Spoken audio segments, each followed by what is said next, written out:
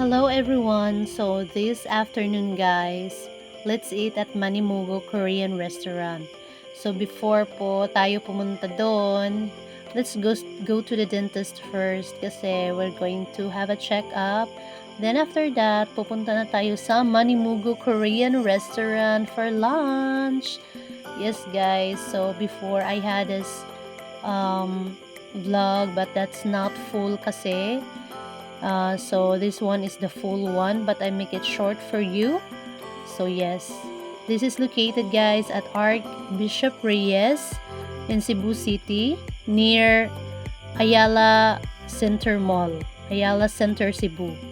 So yes guys, they had a schedule what time mag-start po yung what's this, yung lunch buffet nila. I mean lunch for, yeah, it's like lunch buffet. You had like 2 hours to get everything in the buffet guys, in the buffet table. So as you can see, all of the plates and the kitchen utensils are all stainless steel, so that's good guys because they can sterilize it. So the price of this is 500 pesos per person, and you have all of that food but without beef guys, without beef, because if you want beef you need to add on an additional fee. And also for drinks, wala sila, I mean you need to pay an additional for the drinks. They had free but just the water. So yes guys, so as you can see, we are grilling the pork, but the one that is brown colored guys, that is marinated with sugar, so that's why it's a bit brownish. So that one guys, that is pork tteokbokki, and then chicken, it's like the chicken is cooked with honey po. Yes. So I don't know kung what's that other one na para siyang para siyang spaghetti. So we enjoy so much, ang daming food guys, and meron din po silang fruit salad, the one in the fruit cocktail, tapos with what's this, with milk. So it is a Filipino food yung fruit salad, so maybe dinagdag lang nila, it's because Filipino naman kasi yung mga customers. So ayan guys, ready na rin po yung pangkat. Ayan, ready na siya lahat sa table. Yes, so you have 2 hours guys to get anything from the buffet table.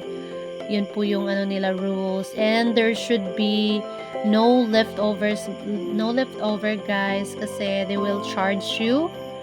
Yes, they will charge you if may leftover. So, you know what? Kumakain pala sila with cheese, hindi ko naman masyadong yung cheese na pansin. Yung lang, yung pork with the leaves, ganun. Masarap pala siya together, But then tteokbokki is like, para siyang puto kutsinta pag kinain mo. So, ito pala yung pork. You need to put, ayan, the sauce. But, tinikman ko to siya guys, hindi naman pala siya masyadong spicy. Or maybe inadjust na siguro nila yung spiciness kasi Filipino people, others don't love sobrang spicy, diba?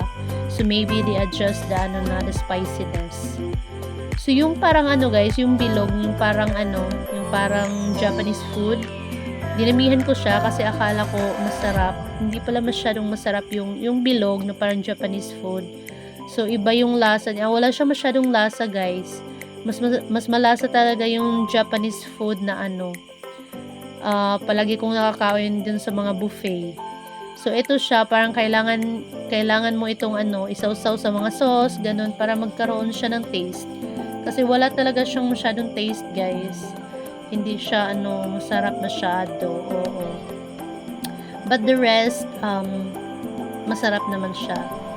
Tapos itong fish cake, ito pala yung parang fish cake nilang tinatawag guys. Ayan, it's so hard for me to use the chopstick with this. Obviously, so that's why I get the fork na lang. See, it's easier. And finally, yes, of course, the fruit salad, di ba? Fruit salad kasi masarap talaga. Maybe they put the fruit salad, guys, in the buffet table. It's because they know that we Filipinos love, ano, fruit salad. So, ang dami talagang tao, guys. Pagbukas pa lang nila till afternoon 4, 5, meron talagang nag-iintay, guys. Someone is falling in line outside. Hanggang dinner na daw yun. I mean, bagong ano na yun, bagong set na yun. So, overall, guys, masarap siya. This is my first time na manimugo. So, yes, kayo din, guys. Pumunta na rin kayo. So, that's it. Share ko lang. Thank you. Bye!